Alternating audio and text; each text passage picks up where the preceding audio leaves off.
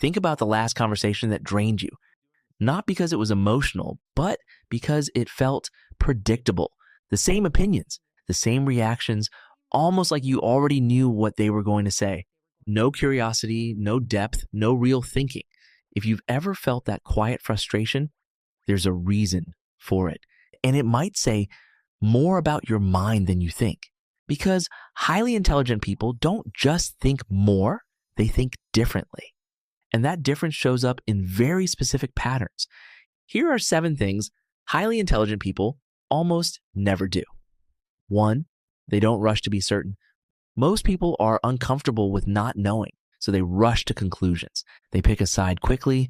They speak with confidence, even when they shouldn't. But if you're highly intelligent, you've probably noticed something. The more you learn, the less certain you feel. Not because you're confused, but because you can see the complexity others ignore. 2, they don't turn disagreements into personal attacks. You've probably seen this happen. A simple disagreement suddenly becomes emotional. Voices change. Tone shifts. It gets personal. But highly intelligent people don't go there. They separate ideas from identity. To them, challenging an idea isn't an attack. It's how better thinking is built. 3, they don't stay inside comfortable opinions. Most people like being right, so they stay inside familiar beliefs, surrounded by people who think the same way. But intelligent minds do something different. They actively look for perspectives that challenge them, even when it forces them to rethink everything. Because growth doesn't happen where things feel safe. And if you're starting to recognize yourself in this, it's not random. There's a pattern behind it. And it becomes even clearer with the next ones. 4, they don't blame everything outside themselves. When something goes wrong, it's easy to point outward. The situation, other people, bad timing. But highly intelligent people instinctively look inward first, not to blame themselves, but to understand what they can control. Because that's where real power is. 5, they don't constantly compare themselves to others. Comparison is everywhere. Who's ahead? Who's behind? Who's doing better? But intelligent people tend to step out of that loop because they realize something most people don't. You can't measure a unique path with someone else's timeline. So instead of competing, they focus on building something that actually matters to them. 6, they're not afraid to say, I don't know. For a lot of people, saying I don't know feels like losing. So they guess, they pretend, they protect their image. But intelligent people don't need that.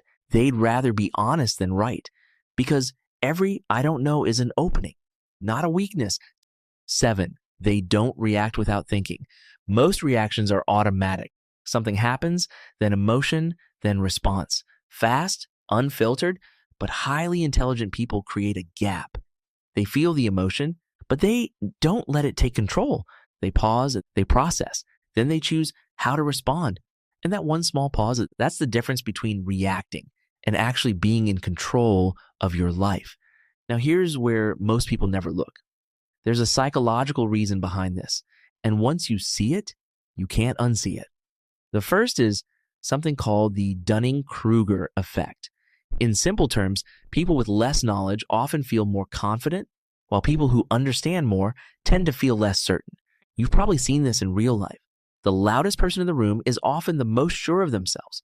Quick answers, strong opinions, no hesitation. But the people who actually understand the topic, they pause, they think, they choose their words carefully. That's not insecurity, that's awareness. And this is where it flips. Because confidence and understanding are not the same thing. Because once you see how complex things really are, simple answers stop feeling honest. From the outside, it can look like hesitation, but from the inside, it feels like responsibility. The second mechanism is metacognition, the ability to think about your own thinking. Most people just have thoughts, but some people observe them. They notice, why did I react like that? Is this actually true? Am I missing something here? It creates distance, and that changes everything, because instead of immediately believing every thought, you start questioning it. Instead of reacting automatically, you start choosing your response. And this is also where things can start to feel different, because when you observe your own thinking, you also start noticing patterns in other people. Conversations feel predictable. You can almost see where things are going before they get there. And while that can be useful, it can also feel isolating because it becomes harder to fully engage in surface level interactions when your mind is always searching for something deeper. The third mechanism is something called an internal locus of control. It simply means this: where do you place responsibility? When something goes wrong, most people look outward, the situation, other people, bad luck. But highly intelligent individuals tend to look inward first, not to blame themselves, but to understand what they can actually influence, because that's where control lives. And once you start thinking like that, something shifts. You stop waiting for things to change and you start adjusting your own direction instead. But there's also a side of this that people don't talk about, a cost, because thinking deeply isn't always comfortable. You replay conversations, you analyze everything, you see multiple possibilities at once, including the negative ones. Sometimes you wish you could just take things at face value, but your mind won't let you. And that can feel exhausting, like your mind never really turns off, even when everything around you is quiet. So if you've ever felt slow because you needed more time to think, or different because you couldn't just accept simple answers, it might not be a weakness. It might be the result of a mind that processes the world in layers.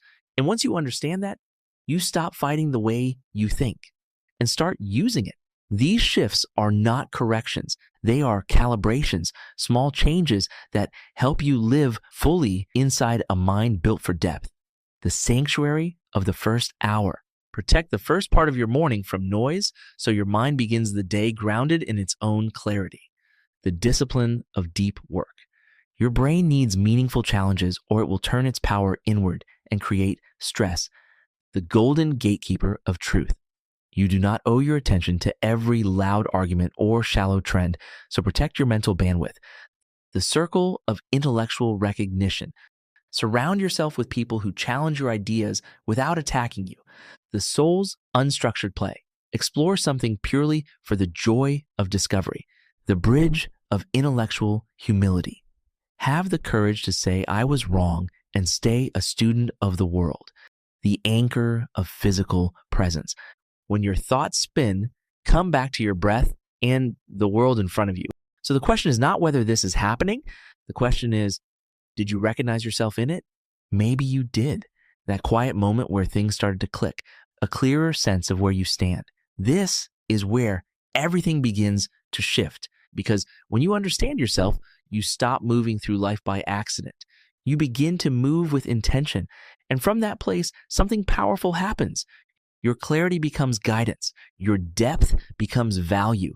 You are not here to blend into the noise, and you are here to bring something clearer, deeper, and more real.